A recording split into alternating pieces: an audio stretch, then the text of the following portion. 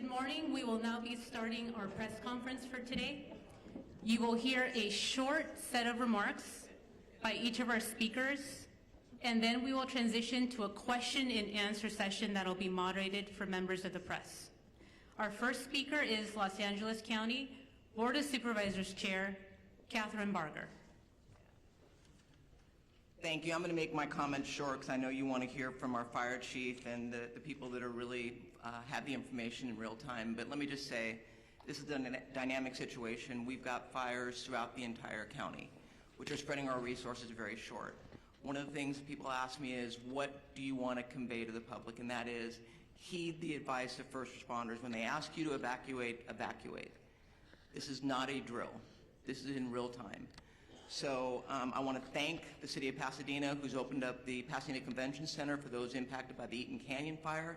I also want to acknowledge our faith-based partners. All Saints has opened up their church for those that are evacuating the Pasadena area. But again, it's important for us to recognize that while the firefighters are there to protect structures, life is first and foremost frontline. We need to make sure that people heed the advice of our first responders.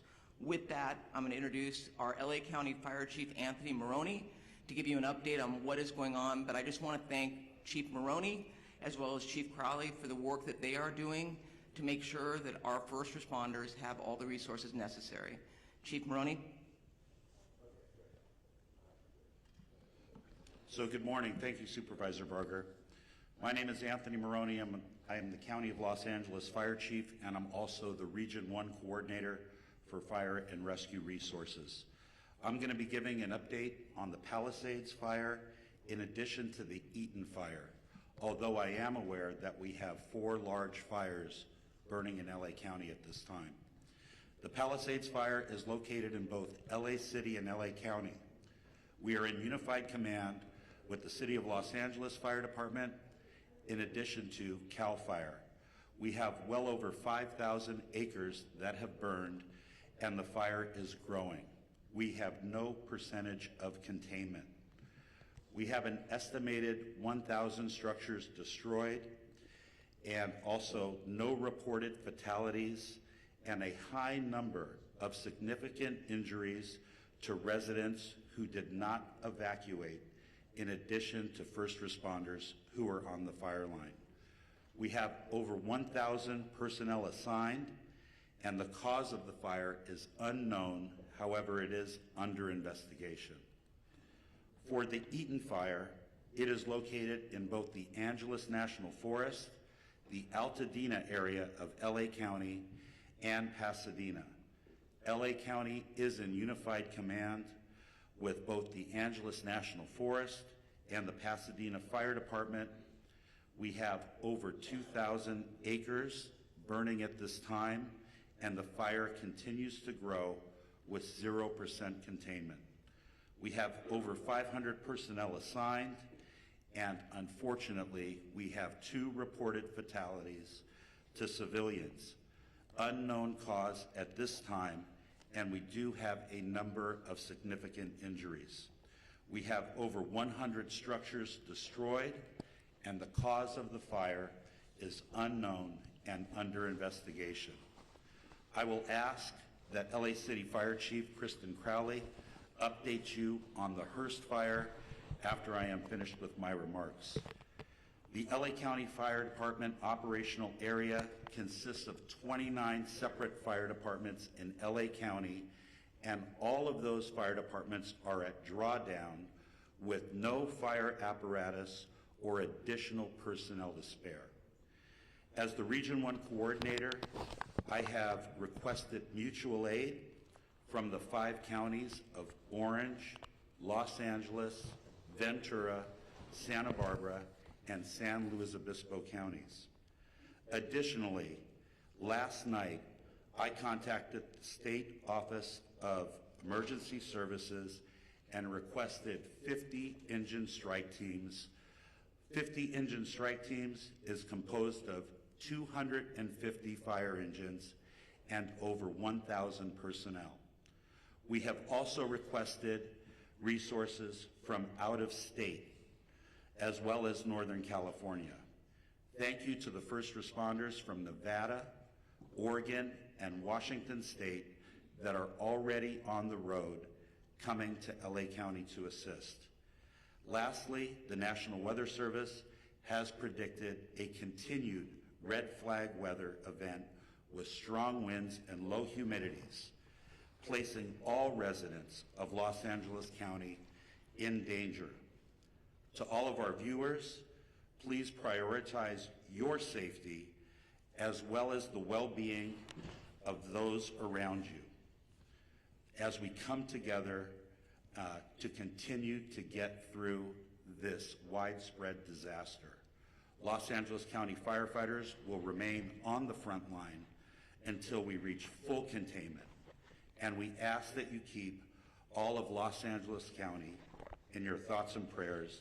I would now like to invite up Los Angeles City Fire Chief Kristen Crowley to give her briefing. Thank you.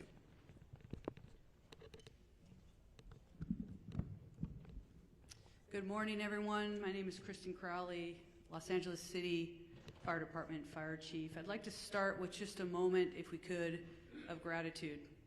A moment of gratitude for our first responders, our boots on the ground that are battling this intense and multiple jurisdiction and number of fires. So gratitude to those who are doing the work since yesterday through the night, and like Chief Maroney said, we're going to continue to work hard to ensure that we save people, lives, and property.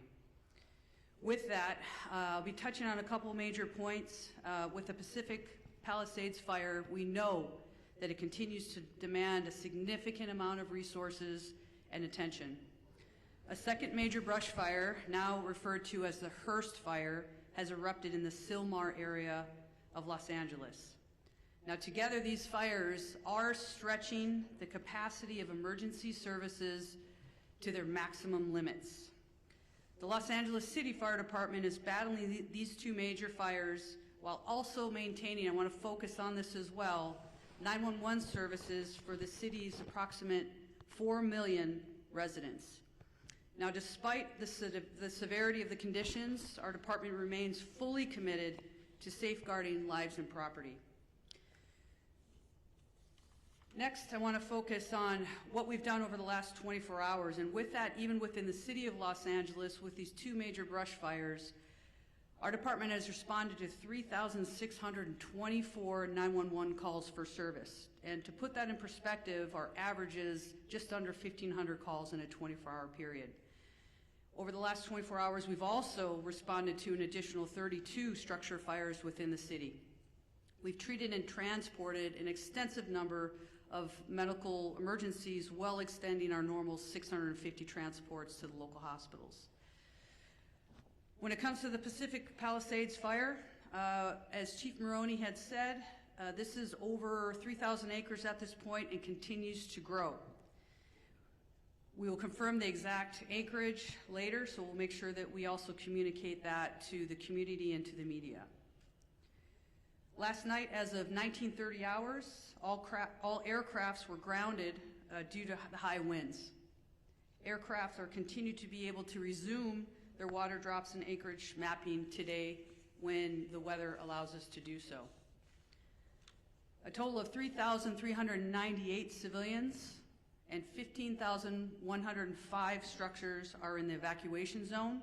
And again, the evacuation zones are the following: north of PCH, west of Kenter Avenue and San Vicente Boulevard, south of Mulholland Drive, and east of Topanga Canyon Boulevard. There are multiple evacuation centers which are supported by the American Red Cross. Injuries. Of course, there's a lot of interest in injuries. We have several firefighters and civilian injuries that have been reported, and all patients have been treated and transported to the local hospitals. Damage assessments. Chief Maroney did speak about a specific number. We are still vetting that through on the city side, so more information to come, and we will message that as soon as we can validate that. Approximately 400 LAFD firefighters have been deployed to the Palisades fire. We have many hundreds of law enforcement officers, our partner agency responders, and public works members engaged in supporting our overall operations. We are going to be transitioning to CAL FIRE this morning to manage this incident at 0800 hours. Next, I'd like to talk briefly about our Hearst fire, which is located in Sylmar. Last night at approximately 10:10 p.m., the fire erupted in the Sylmar area of Los Angeles, adjacent to the Los Angeles National Forest. The fire has rapidly expanded to over 500 acres, prompting the emergency evacuation of more than 3,000 residents. This fire is burning within the footprint of the historic Saddle Ridge fire. Now, despite the extreme winds and significant risks, and that's what we're going to be talking about from today and probably throughout the next few days, there's always that significant risk of life and property, and we'll continue to focus on saving lives and protecting property. The exact anchorage at this point will be confirmed later, and we'll make sure that we communicate that to you as well. Lastly, we want to make sure that everybody understands we are absolutely not out of danger yet. With the strong winds that continue to push through the city and the county today, I would tell you, and we are all committed to our first responders, our firefighters will remain focused on protecting lives and property. The LAFD is extremely proud to stand with all of the entities behind me. Our top priority will continue to be life safety, ensuring that safe evacuation and the rescues of our residents that are in harm's way. It will continue to be our primary focus in this wind-driven fire event as it continues. Thank you for your cooperation, your support, and your vigilance. And today, we will continue to stand with our partners to protect everyone. Next up, I would like to introduce Sheriff Luna. Thank you. Oh, sorry. Next up. Oh, we moved it. Okay. Yes, we're just moving around, having LA Unified Superintendent Alberto Carvalho, please. Thank you very much. Good morning, everyone. Thank you, Chair Barger, county and city leadership, in addition to the leadership of our first responders and our great community for the very, very important work you continue to do to protect our community, protect the assets, and first and foremost, the health and well-being and lives of members of our community. Los Angeles Unified is the second largest school district in the nation, representing the interests of 540,000 students and 75,000 committed employees. We make decisions regarding closure of schools in a very methodical and science-driven manner. So after a great deal of consultation overnight with experts looking at the data and considering the fact that air quality conditions deteriorated significantly overnight, we have made the decision to shut down a number of schools, particularly in the eastern part of our school system. I will define what those boundaries are. School communities, beginning with leadership, workforce, and families, have been informed about these areas, and as of now, those schools within the boundaries of the area that I will define are closed. This accounts for about 10% of our total schools in our district, about 100 schools out of 1,000 schools. The areas that I'm speaking about are schools located north of Manchester Boulevard, Firestone Boulevard, east of 10th Avenue, west of I-710, and south of Highway 134. Any school within that area, and that accounts again for the eastern part of our district, where the air quality met or exceeded levels that are not appropriate for employees or students to be around, are effectively shut down. We will be making decisions about what will happen in those schools going into tomorrow by 4 p.m. today based on the evolution conditions. In fact, since we made the decision to shut down those schools, air conditions have improved significantly despite the fact that they worsened significantly overnight. I want to speak specifically about schools surrounding the Palisades area. As of last night, we had to shut down 5 schools as a result of mandatory evacuation conditions. Those were Kinter Canyon Elementary School, Canyon Elementary School, Marquez Elementary School, Palisades Charter Elementary School, Revere Middle School, and Topanga Elementary School, in addition to Palisades High Charter High School. We have reports that Palisades High sustained significant damage as a result of the fire. We are working with state and federal entities to quickly access resources to address the issues facing this community. I want to very briefly address our workforce. We know today is not going to be a perfect day. A number of schools are shut down. However, localized conditions may make it difficult for our workforce or parents and students to access schools. Air quality conditions may vary and in fact may not necessarily be appropriate beyond the area where we close schools. Please use your discretion. We will utilize grace and be flexible regarding attendance and for students and employees alike. Specifically, students and employees who face chronic respiratory conditions or other health issues. We will be flexible regarding these individuals. We will provide additional updates later on today regarding conditions of schools going into tomorrow. For the schools that are open, recognizing the workforce needs of the parents of our children. Beyond the bell activities, care for children in those schools will continue to be provided today. Today is not a typical day. We need flexibility, patience, and grace, and we shall extend that to our workforce and certainly our parents and students in our community. Once again, our hearts go out to those who have been impacted and our eternal gratitude to the first responders of our community for the fantastic, difficult work they've done over the past 24 hours. Thank you very much.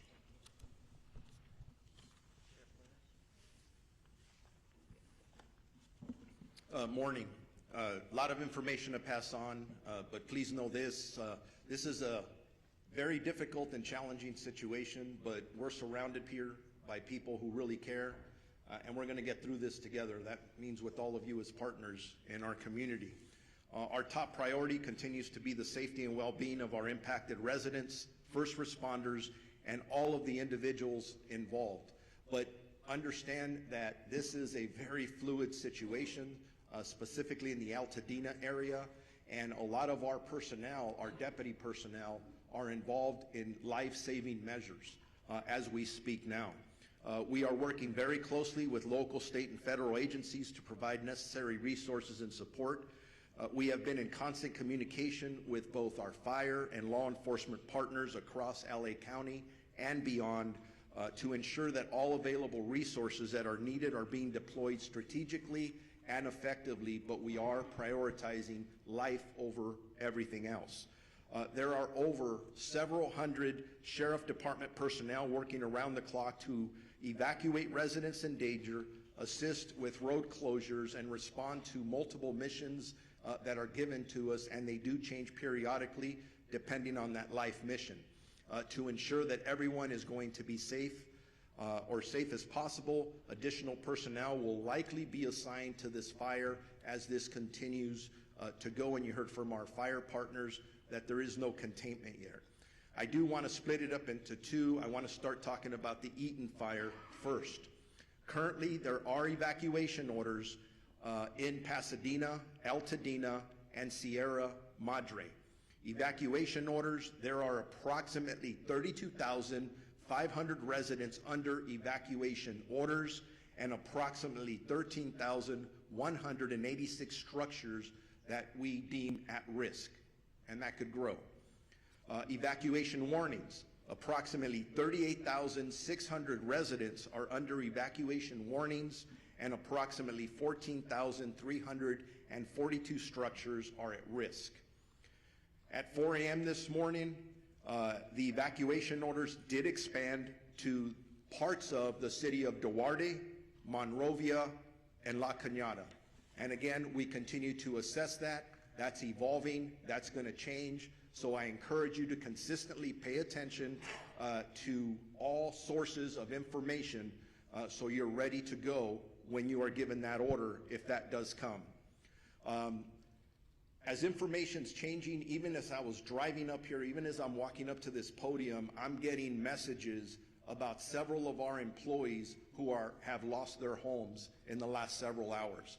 I don't know how many. because we are still gathering that information. But we all live here in Los Angeles County, so we are impacted. So we're going to make sure that within our department, we're wrapping our arms around our employees just like we do with community members. Again, as I was coming up here, I did find out that we did have 2 fatalities in this area. I don't have any specifics. There is a lot of damage out there. We're still in the process of doing these assessments, trying to still save lives. So this information is going to change. The Altadena Sheriff's Station itself was evacuated, and it was at least limited on fire. There was some fire at the Altadena Station, but we did have to clear out all of our employees out of there. I'm hearing some miraculous stories, and they're just barely coming in, of our deputies who were trying to evacuate the Altadena Station, and then residents were running up from different locations around there asking them for assistance in getting them out of their structures. And from what I understand, they were barely able to get people out before these structures started burning. There's just heroic stories of what our deputies are doing out there from last night and this morning. I want to make sure people know deputies are working to assist residents who are evacuating and continuing to make evacuation notices as we're speaking. They are securing areas that are evacuated, and it's always sad when I have to say this, but part of our responsibility is to make sure that no one loots or steals from our residents, our community members who are already being impacted. And I'm sad to report we made 2 arrests this morning for looting already. So if you are thinking about coming into any of these areas to steal from our residents, I'm going to tell you something. You're going to be caught, you're going to be arrested, and you're going to be prosecuted. Don't do that. Stay out of these areas. It's only for emergency workers and people who live there. We are, at this point, unable to clearly determine the extent of damage at this point because the conditions are rapidly evolving and the destruction needs to be assessed as the daylight hours have come forward. I do know that I've lost at least 1 sheriff's black and white to a fire. Thank God that the deputy is okay. But deputies continue to be on patrol throughout the road closure areas to ensure evacuation areas remain closed to the public. All schools in the Pasadena Unified School District are closed. There is a road closure at Altadena Drive from Allen to New York Drive. For those in need of shelter, please head to the Pasadena Convention Center, located at 300 East Green Street in the city of Pasadena, and we're working with them in Unified Command and in partnership as well. For animals, there are established shelters at Large Animal Shelter Rose Bowl Stadium at 1001 Rose Bowl Drive in Pasadena, Small Animal Shelter Pasadena Humane Society at 361 South Raymond Avenue in Pasadena. I'm going to switch gears now to the Palisades fire that we've been heavily involved in with our partners, again with LAPD and LA City Fire and everyone else that's up there working. As of this morning, the fire was still burning in that area. That's impacting our residents. Evacuations are in effect, continuously in effect, for the city of Calabasas, the city of Malibu, Los Angeles City, Pacific Palisades, and unincorporated area of Los Angeles County and Topanga Canyon. Evacuation orders are approximately 37,000 residents under evacuation orders and approximately 15,000 structures at risk. Again, that's specifically for the Palisades fire. Evacuation warnings, approximately 20,000 residents are under evacuation warnings and approximately 6,500 structures are at risk. There have been minor injuries, and our partners at the fire department have talked about those, and several, unfortunately, structures that have been lost, and we're still assessing those. Bear with me, I'm almost there. There's a lot of information, very important information. There are several road closures which can change rapidly. The 10 freeway at Lincoln Boulevard, southbound PCH at Las Flores Canyon, southbound PCH at Topanga Canyon, Coastline Drive at southbound PCH, westbound PCH to Entrada to eastbound closed from PCH and Malibu Canyon. We have established shelters up for that fire in the following locations: Westwood Recreation Center, which is at 1350 South Sepulveda Boulevard in Los Angeles; Pasadena Convention Center, which I already mentioned, we can go there. 300 East Green Street in the city of Pasadena, and El Camino Real Charter High School, 5440 Valley Circle Boulevard in Woodland Hills. Animal shelters, large animals, LA Equestrian Center at 480 West Riverside in Burbank.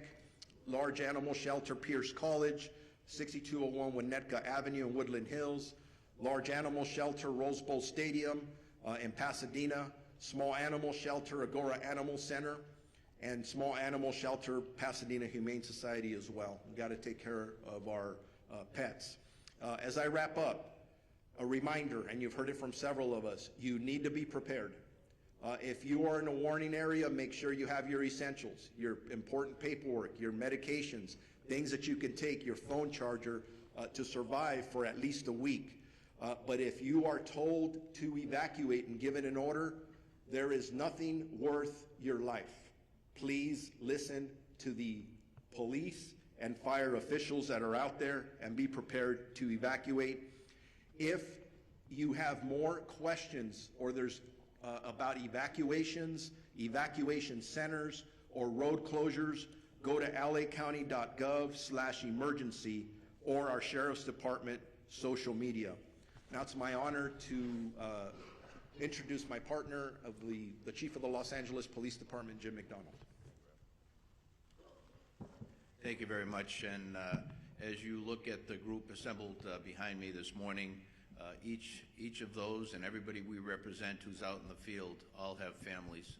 Many are impacted directly by the fire, but they leave those families to come and try and be able to help everybody else who's out there. So I owe a debt of gratitude to everybody who is putting it all on the line for everyone else.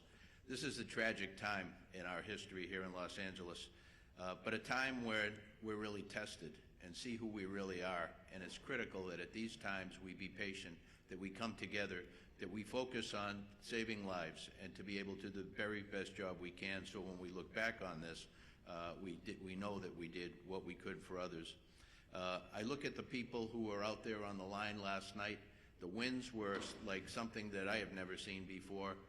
Firefighters, police officers, deputies, they're out there sheltering in their vehicles, their trucks and their cars, so that they don't end up getting burned from the fire that was being driven by 75-plus-mile-an-hour winds.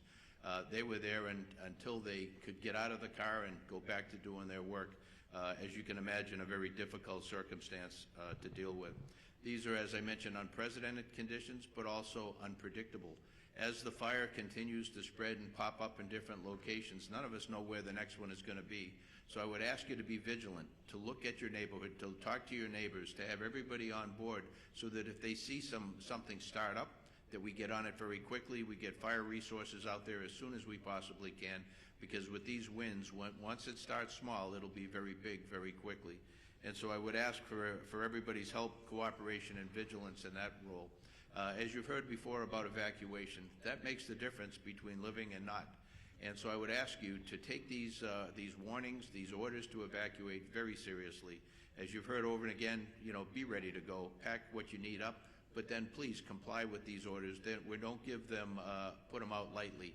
When we believe that you're in the path of the fire, we're going to order that evacuation, and we really, really need your compliance on that, because if we have to send people in to try and make rescues, those people are putting their lives on the line directly for something that could have been avoidable. Sheriff Luna mentioned looting. That's something that we also have to watch out for. That is incredible that we'd even have to talk about that during these tragic times. But we are going to take that also extremely seriously, and we will follow up with that in the strongest way possible. As far as traffic goes, that's something that we're used to dealing with here. This will be an extra test of gridlock in many places due to people not having access to their normal routes. I would say that if you have an ability to be able to stay out of the west side today, to commute or to work from home, as long as your employers are good with that, to take advantage of that. The air is very tough today for particularly those who are challenged medically. If you can stay home and work from there, I would recommend that. We will continue to support our partners in the fire service and our other law enforcement partners. But to all in the public who are watching this, sincere thank you to all of you for your cooperation and your patience as we all get through this together. Thank you.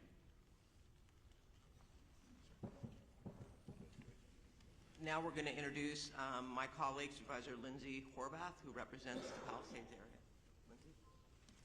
Thank you, Madam Chair.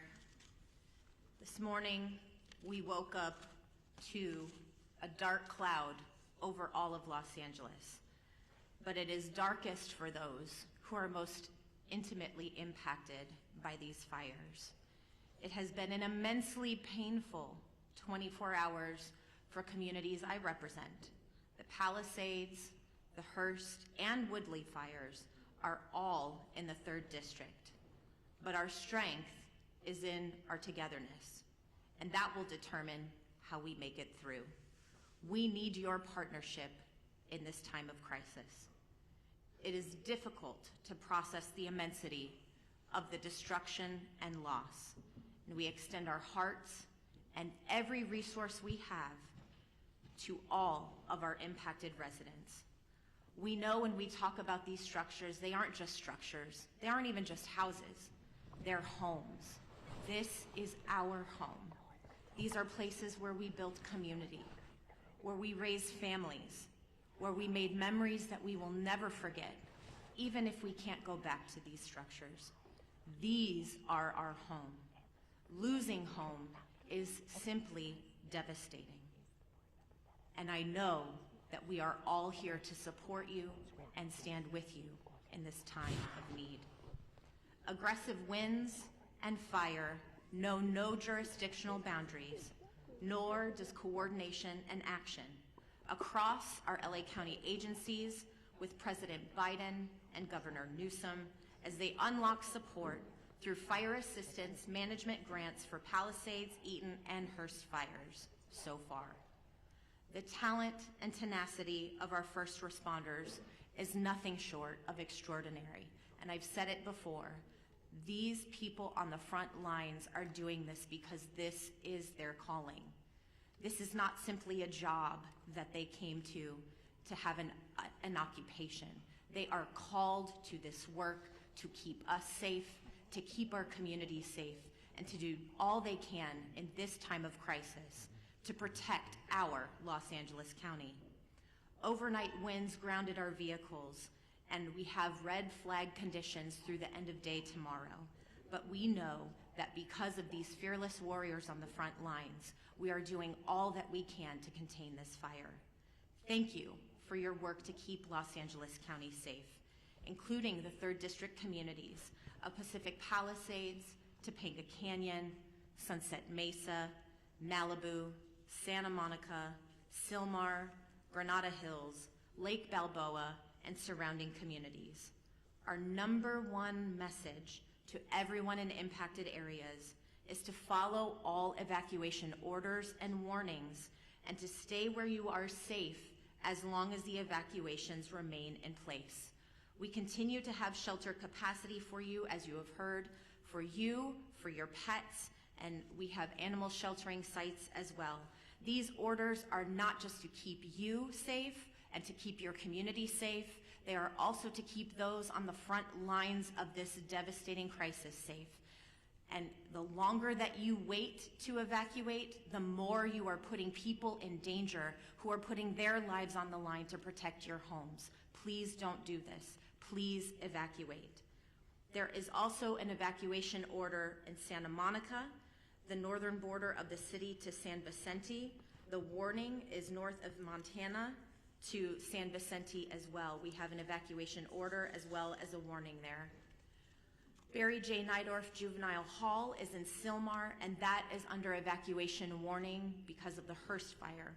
Our probation department has evacuation plans in place should that move to an evacuation order from a warning, and our priority is to keep our youth in our care safe. Santa Monica Malibu Unified School District has closed its schools today, and as you heard from Superintendent Carvalho, LAUSD has a variety of updates. We have heard from our state insurance commissioner as well, and while this is still quite early in this emergency, we do have some initial guidance from his office for evacuated households on reimbursable insurance expenses, with information to be found at insurance.ca.gov. Obtain a complete copy of your insurance policy, take note of additional living expense limits, track additional expenses, document conversations with your insurer or adjuster, and don't rush any decisions. If you have any questions, call 800-927-4357. Please continue to check emergency.lacounty.gov for the latest information. And I know we will see brighter skies by working together. Los Angeles County will continue to be unrelenting in our response, and I know we have only the finest on the front lines fighting this fire. It's our duty to see them succeed. Thank you.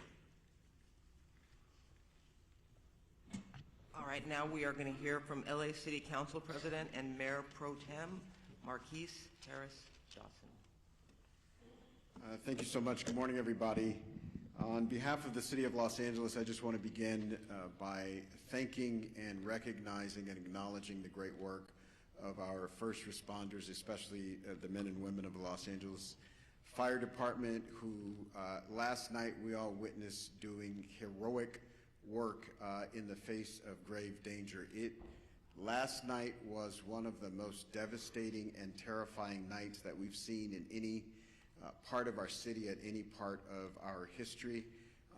Fire literally jumping roads, taking out structures, and our public safety professionals created an environment where injuries were kept to a minimum, fatalities were kept to a minimum, and we wake up this morning with a renewed spirit that we can defeat this fire and move on to a brighter day. I want to also acknowledge the two members of the council that are with us today that represent the areas of the fire.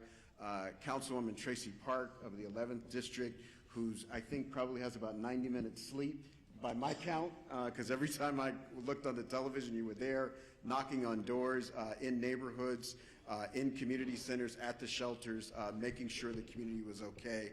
And then an absolute professional, someone who, since I've been on the council with her, has had to fight a fire almost every year. And so is a pro from the San Fernando Valley, the council member from the 7th District, Monica Rodriguez. And again, all the men and women, the firefighters are in the front, but our DWP workers are out there making sure we don't have additional fires from power lines, and countless folks, DOT, making sure the flow of traffic stays so that folks who want to evacuate can do so, are out there as well. So there's literally thousands and thousands of people working together to make this work. I want to announce a few more closures to add to the school closures that we heard and the closures that the sheriff and the supervisor read to us. Griffith Park closed today, including Lake Hollywood. Runyon Canyon closed today. The Los Angeles Zoo closed today. The Hollywood Reservoir closed today. The Hollywood Sign closed today, as well as all the roads through the Sepulveda Basin in the San Fernando Valley. So nobody should be going those places today anyway. I will amend what Chief McDonald said. Not only if you're on the west side or in the valley, anywhere in this city, if you can stay off the roads, please do so. I live in South LA, a long way away from the fires. Visibility is less than 1 block because of the smoke. So if there is not a good reason for you to be on the roads, we ask that you leave the roads open as possibly as you can to the public safety professionals that have to do their work and will lead us out of the crisis that we face here in the city of Los Angeles and the county of Los Angeles today. Also, lastly, just grateful for the work of the President of the United States, kicked in for us late last night, who happens to be in Southern California. The governor was with us in the Pacific Palisades last night and has helped out. And a range of municipalities around the county and outside the county have come in to help where they can. And we're extremely, extremely grateful for their help in this time of crisis for our city and our county. And with that, I will ask the Director of the Office of Emergency Management for Los Angeles County, Kevin McGowan, to come to the mic. Thank you for the introduction.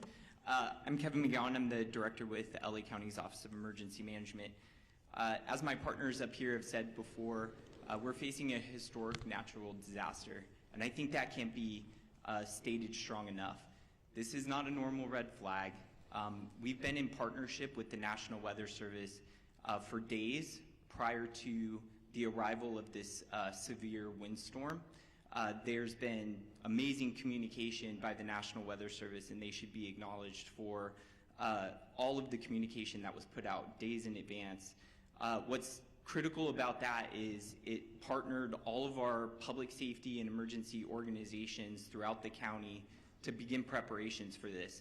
And a lot of the successes we saw over the last 18 to 20 hours is a direct result of painstaking preparations that had gone into place for the last 48 to 72 hours. We still have a long road ahead of us. Our county is known with wildland fires. We just finished working on the Franklin fire. We've had the bridge fire, the post fire. This has been a very destructive fire season. This is just going to add to it. Our eyes are on mitigating the impacts from this emergency, working with our community partners, and then charting a course for what will be a long recovery effort.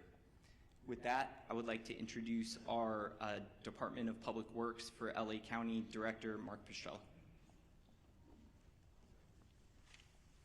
Good morning. Thank you, Kevin. My name is Mark Pistrella. I'm the Director of Public Works for Los Angeles County, the largest public works department in the United States. We're coordinating across the area with all our partner agencies, including, of course, primarily the City of Los Angeles, in addressing this event today. I'm going to talk a little bit about what our focus is in terms of infrastructure, and then I'll move on.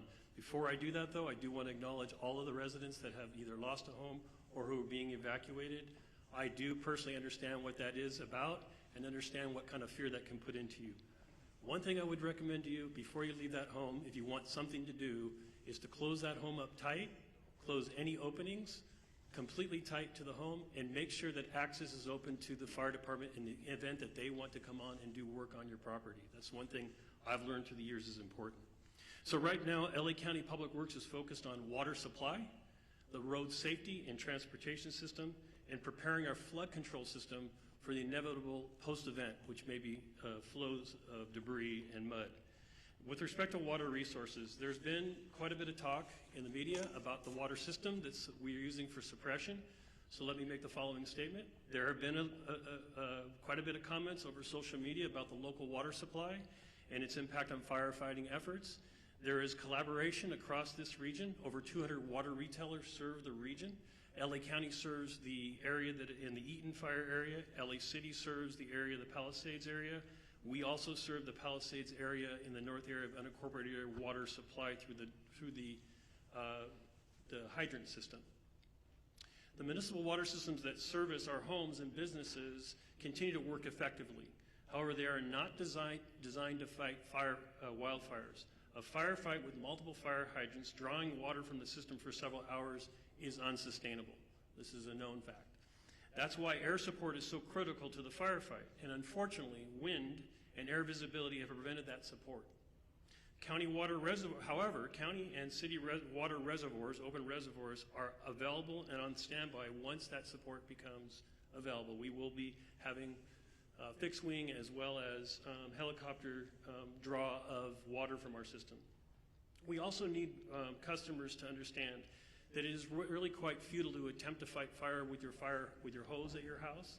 That's not something I would recommend you do, but in fact I would ask that you turn off your water and turn off your gas, both things, before you leave the residence so that we can continue to have that water supply for the hydrant system.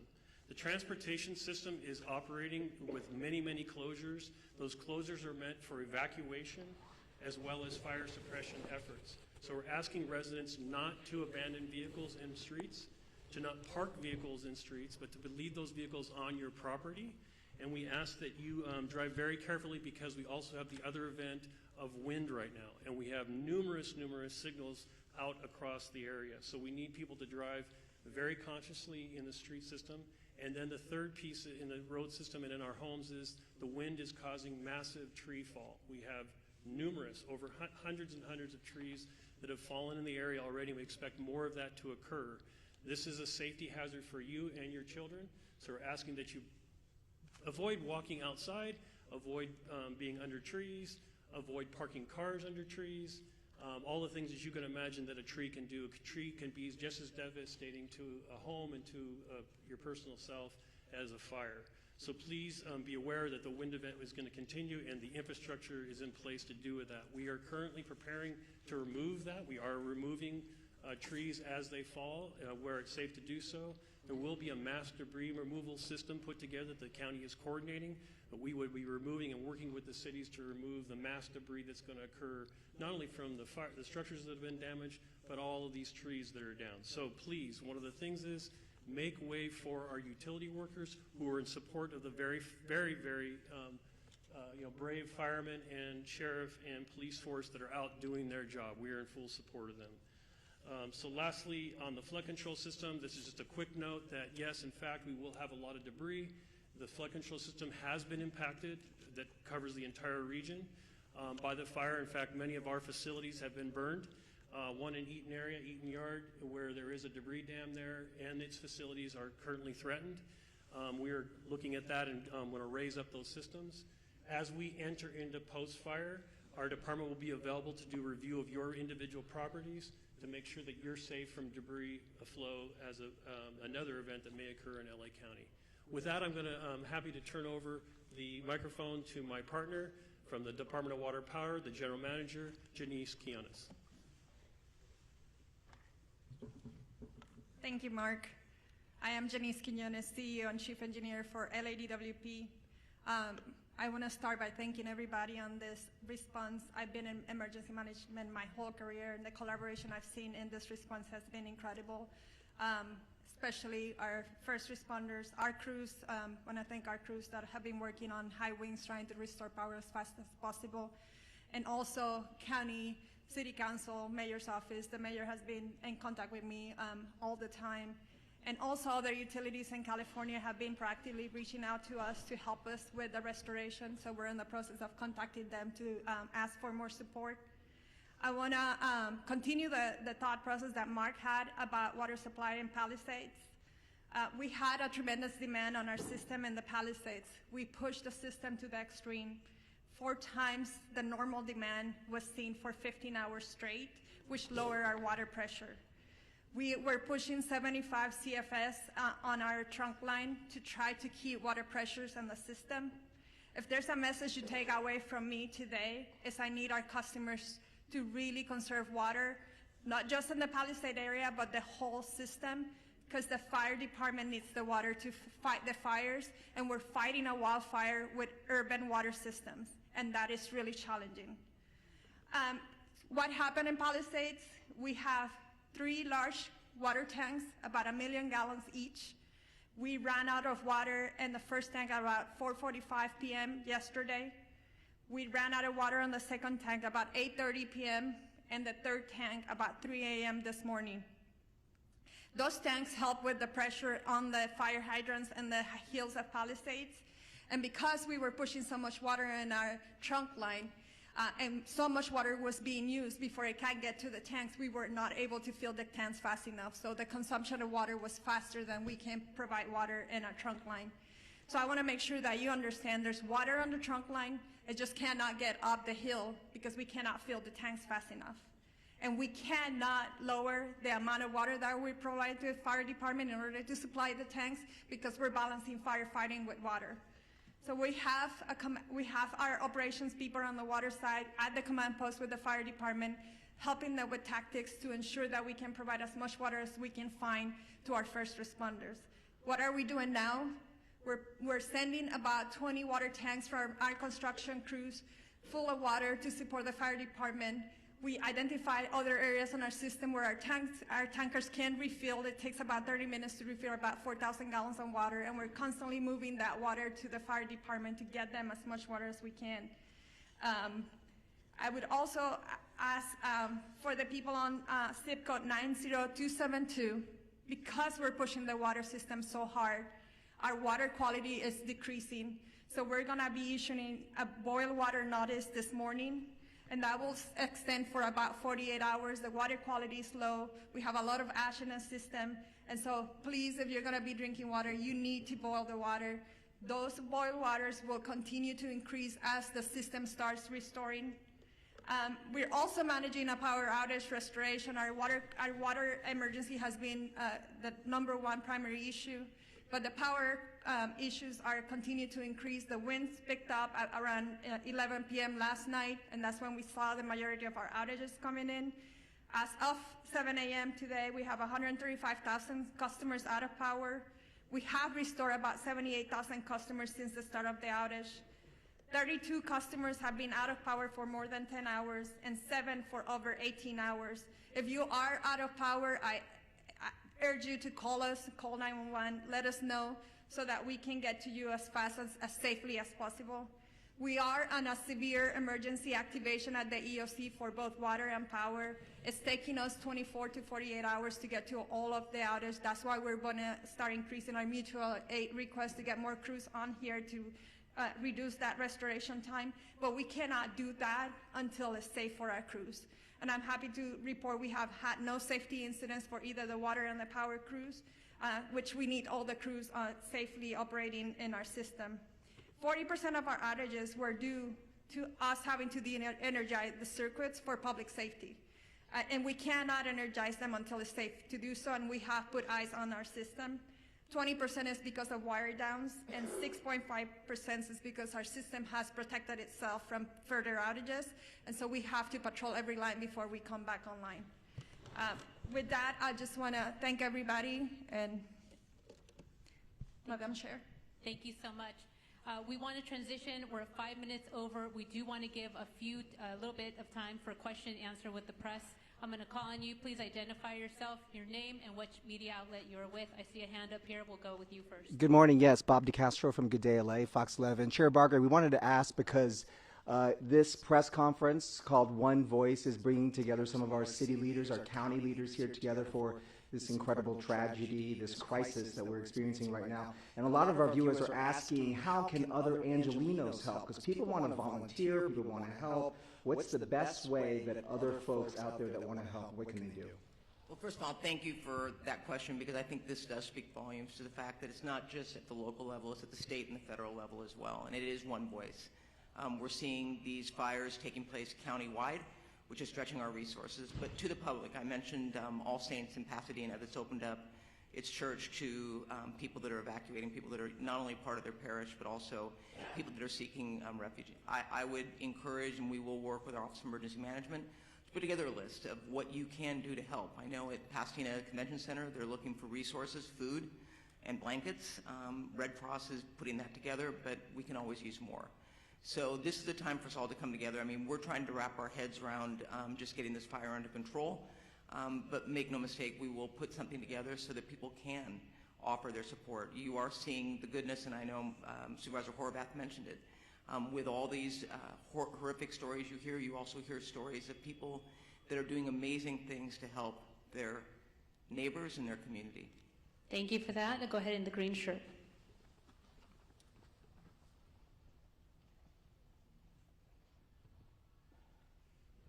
Yeah, the DWP was talking about the problems with the water supply, and I was wondering if either the DWP or the fire department has any kind of numbers to talk about, like what is the number of hydrants that could not get water because of these pressure issues, what percentage of the system in Pacific Palisades wasn't getting serviced at that point, and given the type of things you're describing this morning, do you think there needs to be an overhaul of the system, given these increasing number of urban fires, and also when does the mayor return? And name and media outlet, please. David Zahnizer with the Los Angeles Times. So, Chief, please correct me if I'm wrong, but we were trying to keep water at all altitudes on the Palisades, and I think about 3 in the morning, that's when the hydrants went dry above the Brentwood area. We are able to push water on that trunk line on the east side of that. And we have some water on the higher elevations, 16 to 18,000, but at 3,000, at 3 a.m., all of the fire hydrants went dry in the Palisades. To your question of climate resiliency and how do we need to update the system, I would say that that is true. We were talking with the county supervisor and Mark on how are we going to change the way we operate our water systems for events like this. This is an unprecedented event. I think the 2011 winds was significant from a power outage perspective, but the fires have really increased the response complexity of this. We had crews trying to mitigate this, and we had to evacuate. We worked with fire department to try to get back in and try to fill the tanks again. It wasn't safe to do so. So you're managing the fires, you're managing the power outage, and you're managing the water needs because it was an urban wildfire firefighting. So yes, we have to look at our system from a climate resiliency as a region, and it's going to be more than just DWP. It's all the water agencies here, including the county. Thank you. Over here in the burgundy with a mask. Name and media outlet, please. Real quick, I can speak on the operational side of the hydrants. We don't have a specific number to the hydrants. We do know that it came in phases. Now, our firefighters always have a primary plan, a backup plan, contingency, and emergency plan. So oftentimes, just so that the public is aware, in large brush fires, water supplies are normally limited. So with that, our apparatus do have the ability to draft water if we need to out of pools, ponds, any type of water resource. We also utilize the water tenders, in which we spoke about a little bit earlier. So with that, I just wanted to clarify that in regard to when the mayor is returning. I spoke to her this morning at 4 o'clock. She's on her way for the last leg of her journey back home from Dallas, so her ETA is right around noon. Thank you. Go ahead. Buenos días, everybody. Ali Santana with Telemundo 52. For Chief Crowley, Chief Maroney, where can people go to donate food, water, supplies? And for Superintendente Carvalho, Sheriff Luna, and CEO Quiñones, just something in Espanol for our people. We will do something in Spanish right after we conclude over here with a couple of Spanish speakers regarding the volunteer information. Sure. So thank you for the question about the donations. I know we spoke about that earlier. Just a touch point for the community.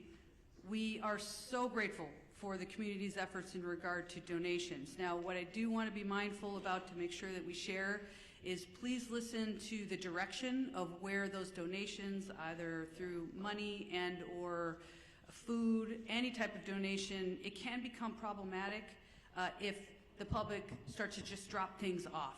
So we are putting together a strong plan from our Emergency Operations Center. We're at the highest level at this point. We're coordinating with the county as well. So stand by for more information. We want to be very purposeful and strategic in how we're going to collect those donations, and they are welcomed. Right over here with the glasses and the gray, right behind you. Over here with the hand up. Scott Snowden, Santa Monica Daily Press. Question for Ms. Horvath. Are there any forecasts or predictions at this point for the economic impact of this? There are no early numbers of the economic impact, but we are already exploring how we can do, for example, a business interruption fund, as we have done in other states of emergency. We know that there are many businesses that have also been impacted, in addition to the people who are experiencing difficulty in their homes. So we are looking at what resources the county has available to support on all fronts. But thank you for the question. Lastly, do you think this will affect insurance companies and their approach to house owners going forward? I believe it already has, and the conversation is ongoing. As I shared earlier from the insurance commissioner, I know this is an ongoing conversation in his office, and he has provided that information and welcoming phone calls from folks who do have questions about insurance impacts as a result of these fires. I do know that yesterday, through the help of our chair, the county declared a state of emergency, as did the governor, and I know that there are other states of emergency that will be declared in order to make sure that all residents are able to readily access everything that they need to in response to these claims. Thank you. We need to move on. Right here in the front, young woman with the hand up. Hi, Grace Tui with the Los Angeles Times. I was hoping one of the fire chiefs could talk a little bit about long-range spotting and how far we actually saw embers jumping from one fire to other spot fires. And then additionally, we heard repeatedly fire crews requesting help back up and not having enough crews. Were you guys prepared enough for this? Did we have enough resources to fight these fires? Thank you. Thank you for the question. So I'll start at the end and work back. No, LA County and all 29 fire departments in our county are not prepared for this type of widespread disaster. There are not enough firefighters in LA County to address 4 separate fires of this magnitude. We were prepared. We did get state pre-position resources that came from Northern California that were up in the Santa Clarita Valley. We did hire additional firefighters from the LA County Fire Department and pre-positioned them in the Santa Monica Mountains. The LA County Fire Department was prepared for 1 or 2 major brush fires, but not 4, especially given these sustained winds and low humidities. Like our Director of Emergency Management said, this is not a normal red flag alert.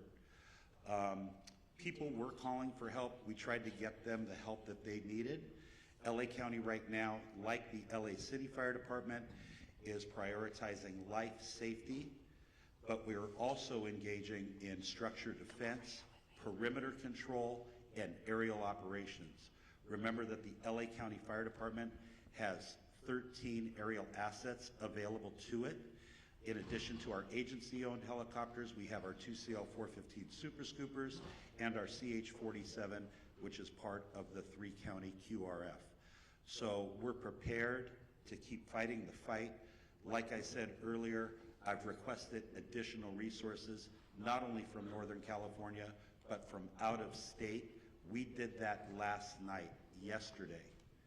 So we're doing the very best we can, but no, we don't have enough fire personnel in LA County between all of the departments to handle this. Thank you.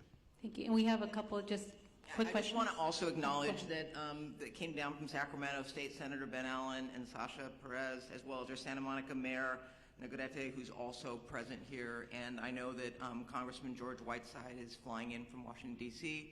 He represents the Sylmar Santa Clarita area, and so we appreciate you all being here. Thank you, and Chair I think Barker. someone from the mayor's office would like to go ahead. Thank you, Supervisor. Thank you, appreciate it. Good morning, everybody. Celine Cordero, Deputy Chief of Staff to Mayor Bass.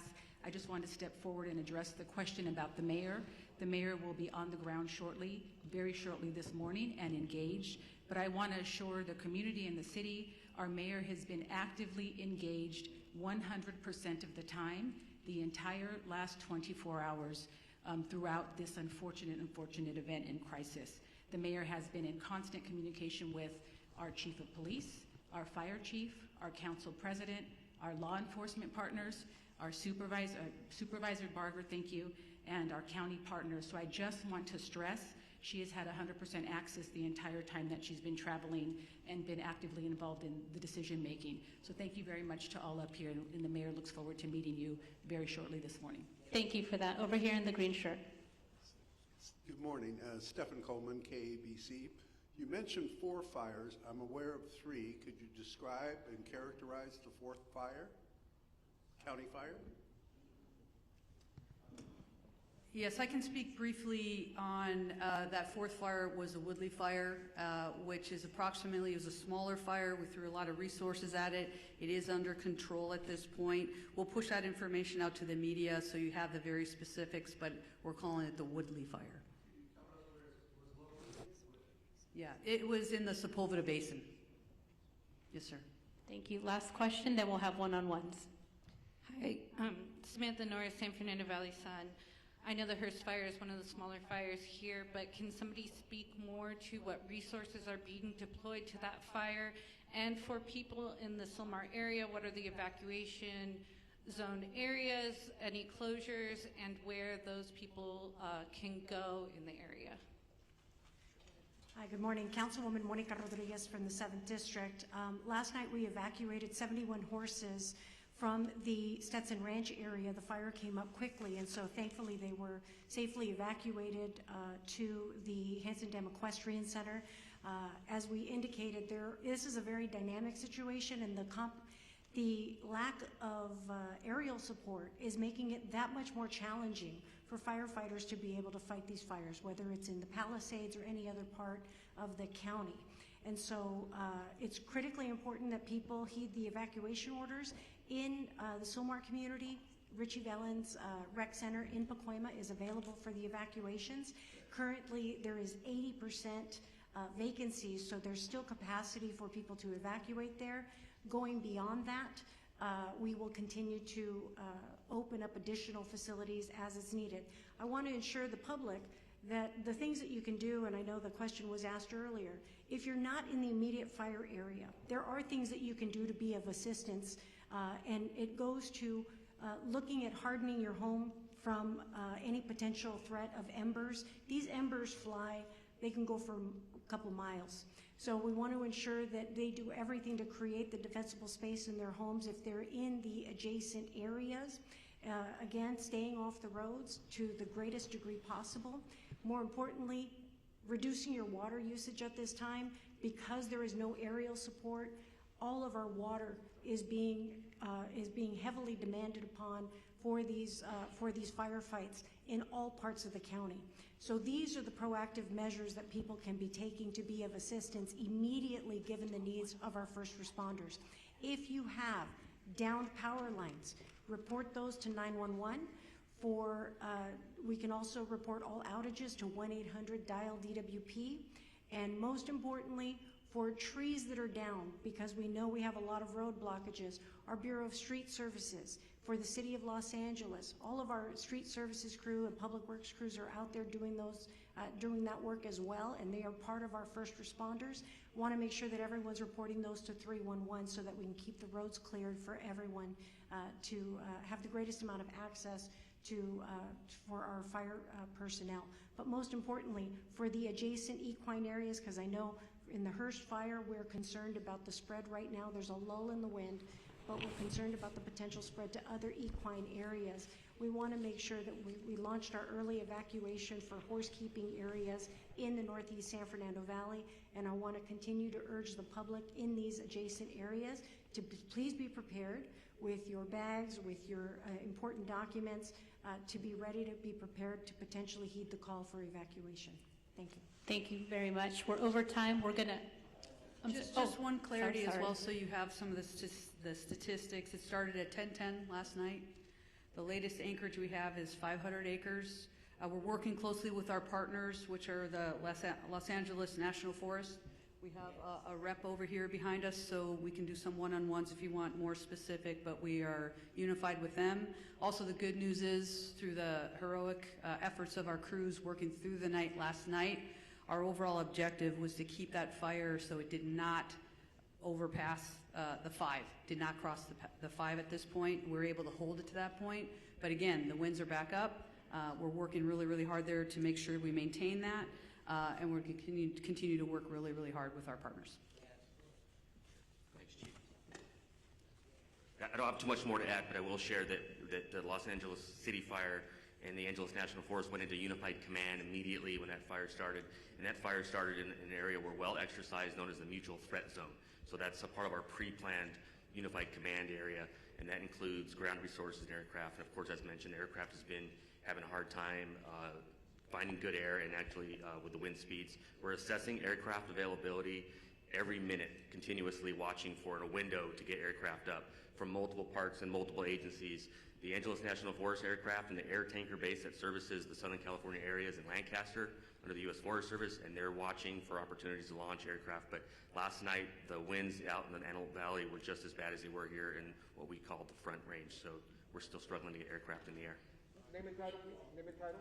Yes, sir. Robert Garcia, Fire Chief for the Angeles National Forest. Thank you. We are wrapping up our press conference. We will have one-on-ones and a short for Spanish media. If you gather right over here, we will have Sheriff Luna and also LA City PIO with Fire David Ortiz. So Spanish interviews right over here to my right.